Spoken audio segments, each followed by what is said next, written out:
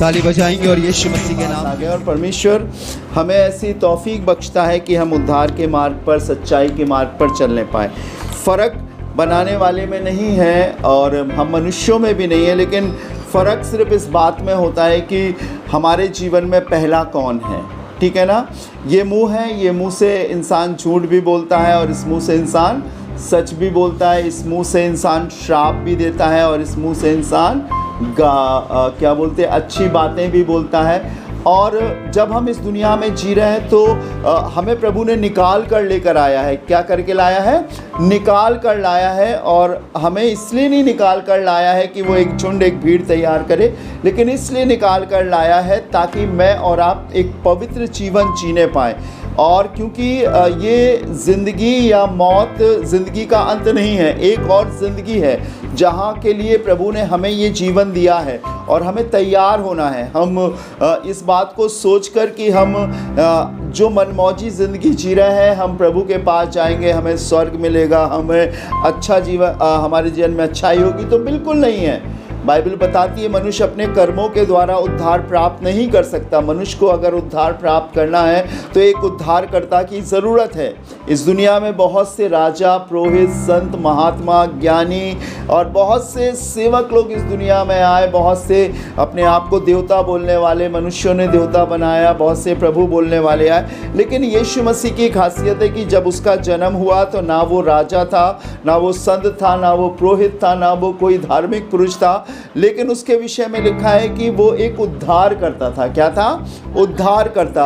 और मनुष्य अपने आप से उद्धार प्राप्त नहीं कर सकता, नहीं प्राप्त कर सकता, मोक्ष प्राप्त नहीं कर सकता, जीवन नहीं प्राप्त कर सकता। तो ज़रूर था कि एक परम पवित्र इस दुनिया में आए और हम मनुष्यों का सा एक जीवन जिए और पाप रहित होकर, पाप से अलग होकर एक पवित्र जीवन जिए और नियत समय पर वो अपने प्राणों की आहुति हम सब के लिए दे, क्योंकि बिना लहू बहाए पापों की क्षमा नहीं है। सो यीशु मसीह आए, अपने 33.5 साल की उम्र में 3.5 साल उसने सेवकाई करी, अपने आप को हम मनुष्यों के लिए उसने कुर्बान कर दिया और कहा इस बात को कि मेरा ये वो लहू है जो मनुष्य को हर पापों से शुद्ध कर सकता है।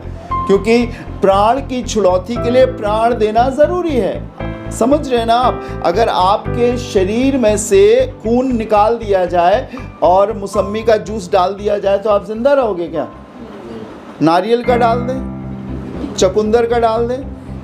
तो बाइबल बताती है कि प्राण की छुड़ौती के लिए प्राण देना ज़रूरी है। हमारे प्राणों को, हमारे जीवन को शैतान ने पाप से गंदा कर दिया था और हमारे स्वभाव में भी पाप आ गया था, हमारे जन्म में भी पाप आ गया था। सो वो परम पवित्र मनुष्य बनकर इस दुनिया में आया और उसने हमारे लिए अपनी जान को दी और हमें छुड़ाया और कहा जो कोई विश्वास करेगा वो नाश ना होगा परंतु अनंत जीवन पाएगा। हमें बहुत गंभीरता से ये बेस है एक उस शख्स के लिए जो दुनिया से निकलकर प्रभु के पास आया, उसका ये बेस है। हमें ये कभी नहीं भूलना है कि हमारे लिए एक उद्धारकर्ता ने जान दी है। परमेश्वर हमारे लिए मरा है, परमेश्वर हमारे लिए क्रूस पर टंगा है, परमेश्वर हमारे लिए शून्य हो गया, जबकि वो सब कुछ कर सकता था और उसने सब कुछ किया भी। लेकिन प्राण देते समय उसने कहा है कि जैसे भेड़ अपने ऊन कतरने वाले के सामने शांत रहती है, उसने भी अपना मुंह ना खोला। समझ रहे ना आप? और लिखा है उसने ये कहा कि उसके पिता को यही भाया कि वो हमारे और आपके लिए अपनी जान को दे, क्योंकि बिना लहू बहाए पापों की क्षमा नहीं है। ये बेस है हमारा। और अगर आप पढ़ेंगे रोमियो की किताब में तो लिखा हुआ है वो क्या कहता है कि वचन तेरे निकट है, वचन तेरे मुंह में है। वरन ये वही उद्धार का वचन है जो हम प्रचार करते हैं कि यदि तू यीशु को प्रभु जानकर अंगीकार करे और अपने मन से विश्वास करे कि परमेश्वर ने उसे मुर्दों में से जिलाया तो तू निश्चय उद्धार पाएगा। क्योंकि उद्धार के लिए मुंह से अंगीकार किया जाता है, इकरार किया जाता है। और अगर आप पहला यूहन्ना पहला अध्याय उसका 9वां पद पढ़ेंगे तो क्या लिखा है? यदि हम अपने पापों को मान लें तो वो हमें हमारे सारे अधर्म से शुद्ध करने में विश्वास योग्य और धर्मी है। हमें जानना है, हमारी दुआओं में, हमारे गीत में, हमारे परमेश्वर के भवन में आने में, हमारे ऐसी आराधना में बैठने में ये बात हमारे जहन में रहना चाहिए ये नहीं सोचिए कि राजू भैया आए आज सिखाएंगे और सिखाकर चले जाएंगे, नहीं। राजू भैया तो टाइम बीन है, एक दिन चले जाएंगे, प्रभु ले जाएगा उनको। लेकिन हमें ये मौका मिला है, हमें ये सीखना है, हमें ये पकड़ना है, हमें इन बातों को थामना है कि उद्धार कैसे होता है और प्रभु हमको लेकर आता है। और जो प्रभु के पास आते हैं उनको एक अलग रोशनी मिलती है, एक अलग विवेक मिलता है, एक अलग अभिषेक मिलता है, एक अलग ज्ञान, एक अलग रहनुमाई मिलती है। वो संसार कैसी बात नहीं करते, वो झूठ नहीं बोलते, वो पाप नहीं करते। और जब कभी वो प्रभु के पास आते हैं तो वो रिवाइव हो जाते हैं, वो और सामर्थ से और मसा से भर जाते हैं। ठीक है ना। बाइबल में यीशु मसीह ने कहा, मैंने संडे को भी ये आयत पढ़ाई थी, आप पढ़िएगा, लूका 11वां अध्याय और उसका 35वां पद पढ़े, कोई भी भाई बहन पढ़े, लूका 11वां अध्याय और उसका 35 वर्ष पढ़िएगा। इसलिए चौकस रहना, लिखा है इसलिए चौकस रहना। जब हम प्रभु के पास आ गए हैं, हमने बैप्टिज्म ले लिया है, हमने यीशु मसीह को उद्धारकर्ता करके ग्रहण कर लिया है, तो हमें एक रोशनी मिली है, एक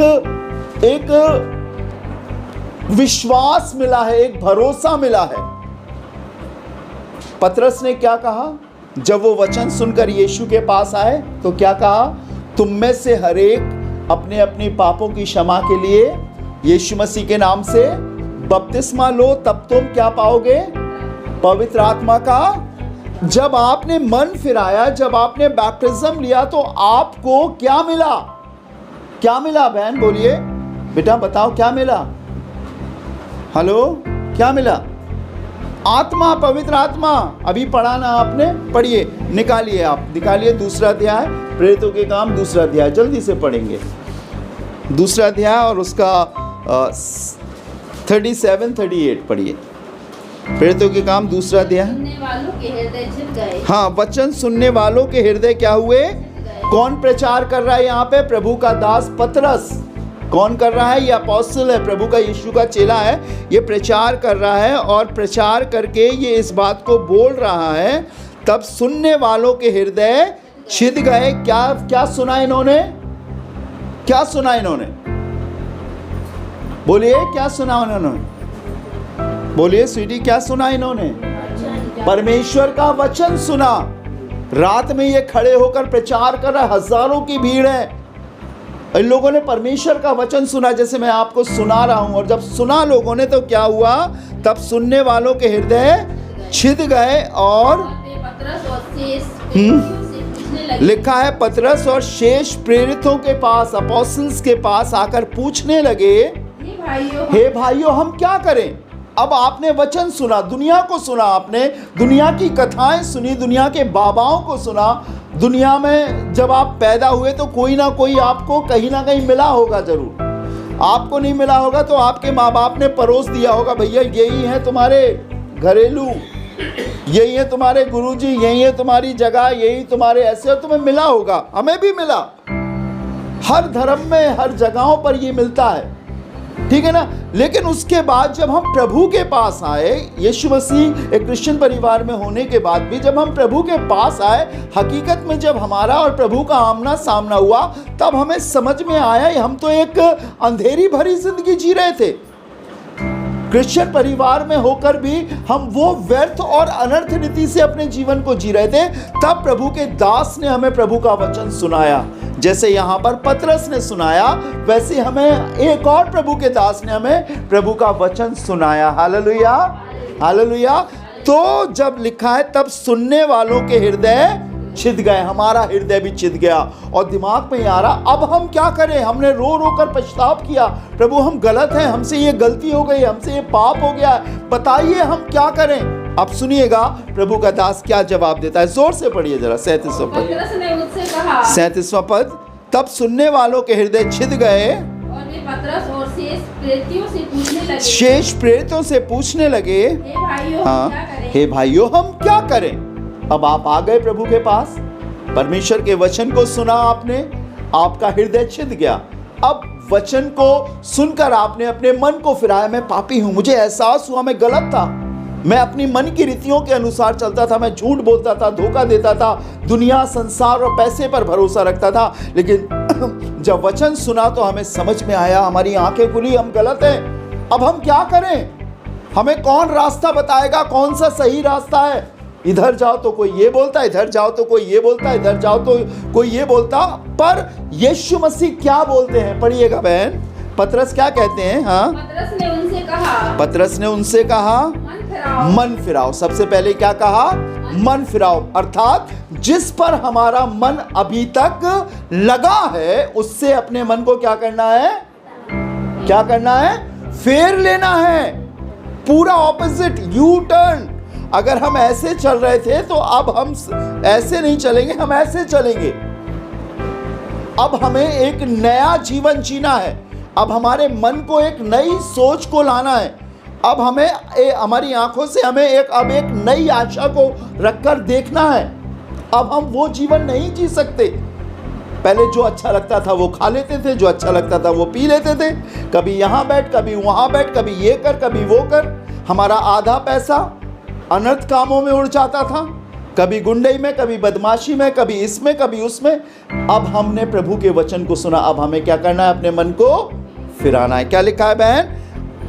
मन फिराओ और तुम में से हर एक। ऐसा नहीं है कि मैंने मन फिराया तो मेरी बीवी के पाप क्षमा हुए, या मेरी बीवी ने मन फिराया तो मेरे पाप क्षमा हुए। नहीं, हर एक को, मुझे भी और मेरी पत्नी को भी, मुझे भी मेरी माँ को भी, मुझे भी मेरे पिता को भी, मुझे भी मेरे भाई को भी, मुझे भी मेरी बहन को भी, मुझे भी मेरे चर्च के लोगों को भी। समझ रहे हैं ना आप? सबको, एक एक जन को, हर एक लिखा है ना, तुम में से हर एक अपने अपने पापों की क्षमा के लिए यीशु मसीह के नाम से बपतिस्मा ले। क्या लिखा है?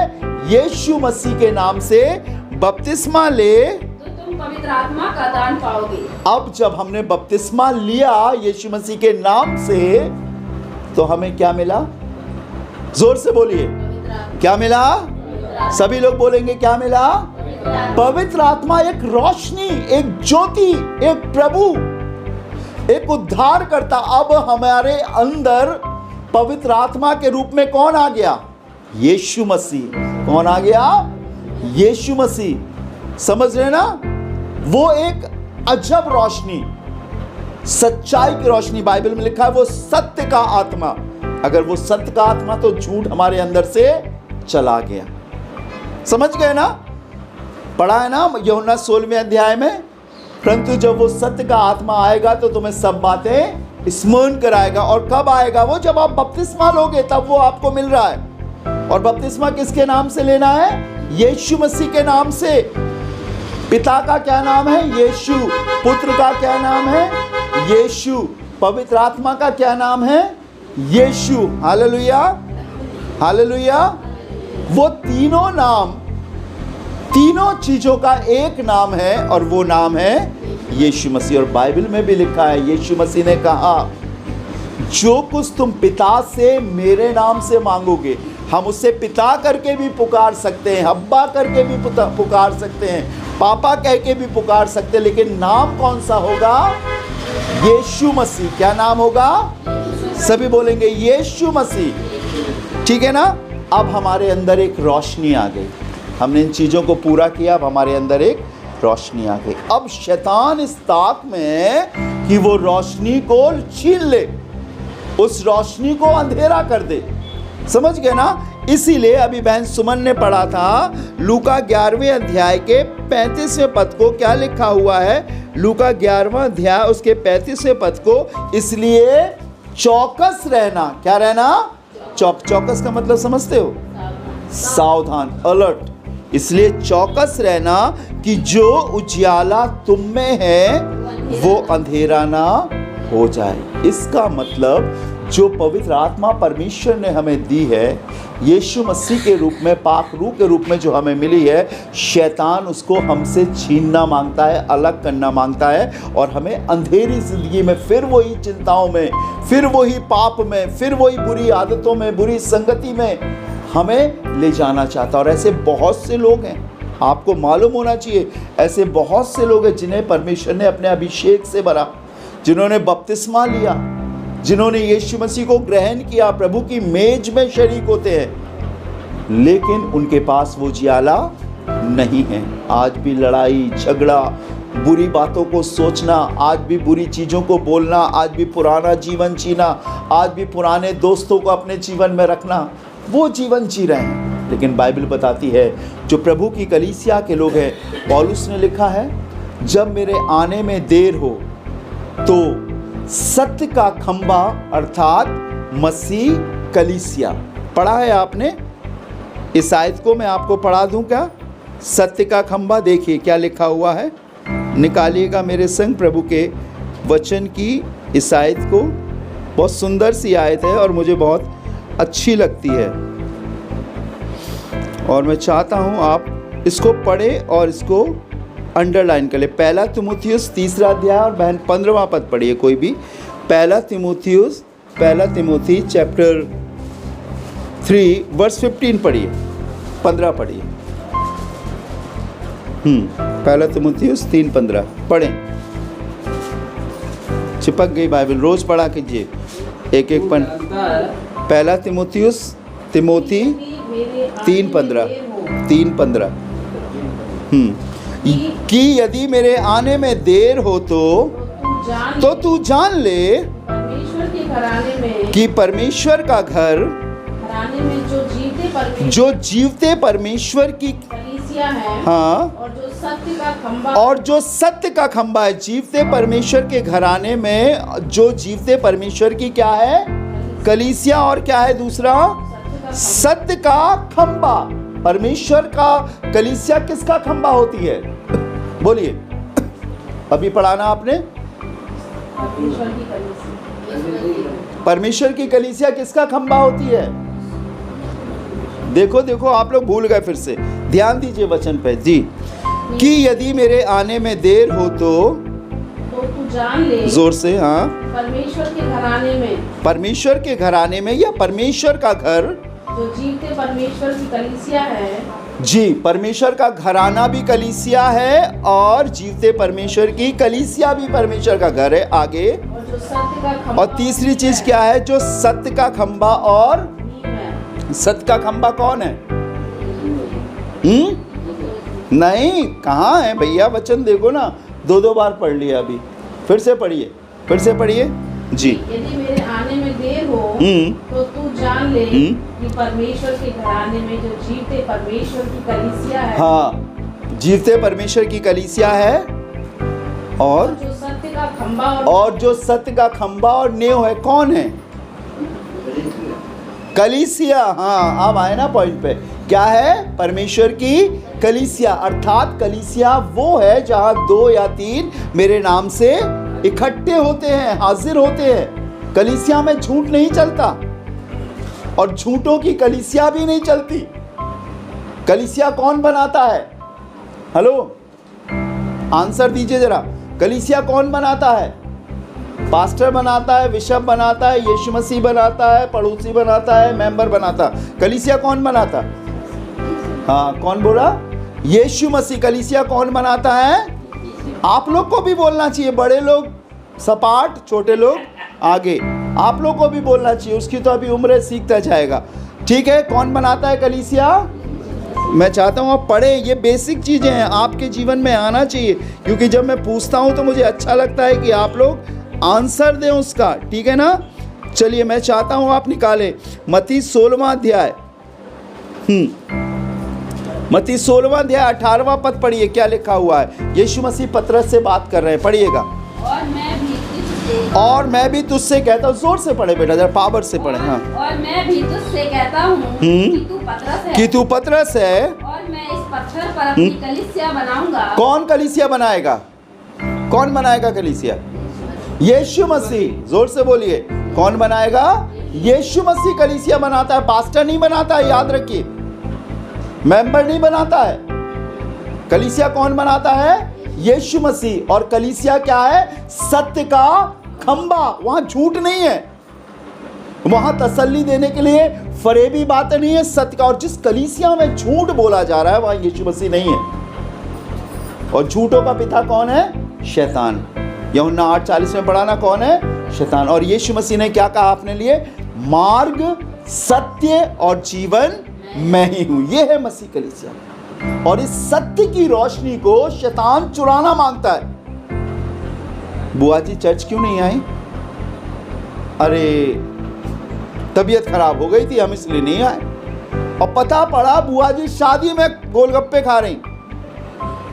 वो ये भी बोल सकती थी कि हम तो शादी में गए थे भैया इसलिए नहीं। कहीं से भी आप, एक एग्जाम्पल दे रहा हूं, हमारी बुआ जी ऐसी नहीं है, एक एग्जाम्पल, हमें छोटी छोटी बातों में भी झूठ नहीं बोलना। याद रखिए, बाइबल में लिखा हुआ है, मलाकी की किताब में, तुम मुझे ठगते हो, छोटी छोटी भेंटों में तुम मुझे ठगते हो। जब हम गवाही नहीं देते हैं, जब हम प्रभु को धन्यवाद नहीं देते, जब हम अपने जो परमेश्वर का हिस्सा है जब हम उसको नहीं देते हैं, हम झूठ बोलते हैं और हमारे अंदर से वो रोशनी, वो उजाला चला जाता है। और बाइबल यही बताती है, चौकस रहना कहीं तुम्हारा उजाला अंधेरा ना हो जाए। एक आयत को पढ़कर हम आपके लिए दुआ करेंगे ताकि प्रभु आपको आशीष दे।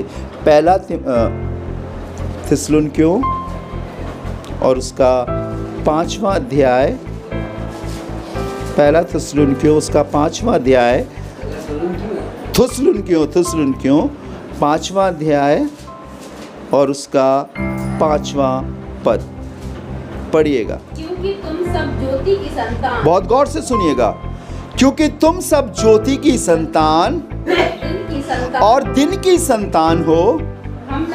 हम ना रात के हैं ना अंधकार के हैं। किसके हैं हम? ज्योति के और दिन के। ज्योति के और दिन के। स्वर्ग में अंधेरा नहीं है। वहाँ 100 वाट, 90 वाट, 50 वाट, 10 वाट, 9 वाट के बल्ब की ज़रूरत नहीं है। वहाँ खुदावंत की इतनी रोशनी है कि वहाँ रात नहीं होती है। याद रखिएगा, वहाँ सूरज की ज़रूरत नहीं है, वहाँ चांद की और तारों की ज़रूरत नहीं है। और जब हम उस रोशनी को अपने दिल में लेकर आगे बढ़ते हैं, बाइबल बताती है, क्योंकि तुम सब ज्योति की संतान हो। किसकी संतान हो? ज्योति की। वो अगम्य ज्योति में से उसने वो रोशनी, वो ज्योति, वो उजाला हमारे अंदर रखा और हम उसके, हम रात के नहीं हैं। बाइबल बताती है जो कुछ अनर्थ काम होते हैं वो रात में ही होते हैं, अंधकार में ही होते हैं। चोरियाँ भी, डकैतियाँ भी, हत्याएँ भी ज़्यादातर कब होती है? रात में होती है। हम अंधकार के नहीं हैं, हम सत्य के लोग हैं, हम सत्य को मानने वाले लोग हैं। हमें देखना है कहीं हमारी ज्योति तो नहीं चली गई। जब हम गाली देते हैं, जब हम झूठ बोलते हैं, जब हम मन की रीतियों के अनुसार अभिलाषाओं में जीते हैं, तब हमारे पास वो ज्योति नहीं है। लेकिन हमारे पास जब भी वो ज्योति रहती है जब हम सत्य को मानें। कुछ हो जाए, झूठ मत बोलिए, धोखा मत दीजिए, सत्य बोलिए। जैसे भी है वैसे आप परमेश्वर के पास आइए। इसे सब मालूम है, वो कुछ नहीं चाहता आपसे, वो आपसे चाहता है मेरे बेटे और मेरी बेटी सत्य के मार्ग पर चले, सच्चाई से आगे चले, परमेश्वर की कलीसिया से जुड़े रहो। चेक करें अपने आप को, कहीं हम मन में अंधेरा तो रख कर नहीं लाए हैं, हम किसी को श्राप तो नहीं दे रहे, हम किसी के लिए अनर्थ बातें तो नहीं बोल रहे।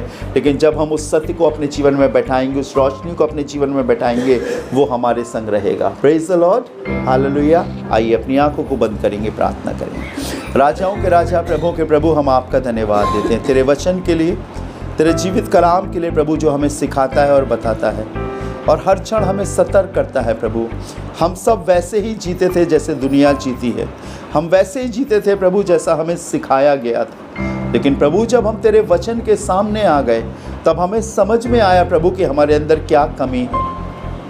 हम दुआ करते हैं प्रभु, वो रोशनी खुदावन जो मन फिराव के दौरान पवित्र आत्मा के रूप में हमें मिली है, बपतिस्मे के दौरान हमें मिली है प्रभु, वो हमसे कभी दूर ना होने पाए। हम हमेशा प्रभु अपने विवेक को, अपने मन को खुदावंद उस रोशनी में जागृत रखें। तेरे अभिषेक, तेरी अनॉइंटिंग, तेरे मसा से भरे रहे खुदावंद। हम पाप ना करें प्रभु। हम प्रार्थना करते हैं प्रभु, जो तेरे लोग इस वचन को सुन रहे हैं खुदा, उन सबको तू आशीषित करना प्रभु।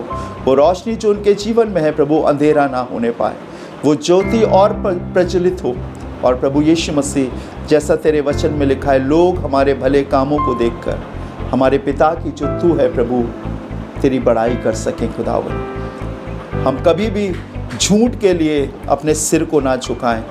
हाँ प्रभु, हम वहाँ से हट जाएं और हम सत्य के मार्ग पर हमेशा हमेशा के लिए चलने पाए। प्रभु, हम प्रार्थना करते हैं ये रोशनी हमारे अंदर से कभी ना जाए प्रभु, लेकिन हम तेरे संतान बनकर, तेरे बेटे और बेटियां बनकर, तेरे लोग बनकर प्रभु उस रोशनी में अपने जीवन को जीने पाए और हम कह सकें कि हमें प्रभु निकाल कर लाए अपनी ज्योति में। खुदा, हमारे परिवार के लोगों को बरकत देना प्रभु जी। यहाँ बैठे हर एक शख्स को जिन कानों में ये आवाज़ जा रही है प्रभु जी, हमको हर पल हर क्षण चौकस रहने की, सावधान रहना सिखाना प्रभु, कि हम तेरे जन होकर आगे बढ़ सकें। हम सभी कुछ आपके हाथों में सौंपते हैं खुदावंद। सारा आदर, सारी महिमा आपको देते हैं और इस दुआ को धन्यवाद के साथ अपने जीवित उद्धारकर्ता खुदावंद यीशु के नाम से मांगते हैं, आमीन। Praise the Lord, hallelujah. प्रभु आपको बहुत आशीष दे।